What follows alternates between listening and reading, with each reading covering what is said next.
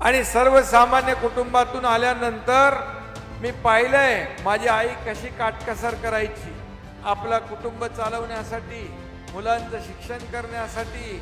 माझ्या पत्नीची पण तगमग मी पाहिली आहे, तिचं पण ओढाताण मी पाहिली आहे. आणि म्हणून मी मुख्यमंत्री झाल्यानंतर देवेंद्रजी आणि अजित पवार यांना सांगितलं, मुख्यमंत्री माझी लाडकी बहीण योजना आपण सुरू करूया. आणि ती आम्ही सुरू केली. अनेक लोक त्याच्यामध्ये आले, हे चुनावी जुमला आहे, हे काय पैसे देणार नाहीत. कोर्टामध्ये गेले, कोर्टाने पण त्यांना दिली चपराक, पळवलं तिकडून.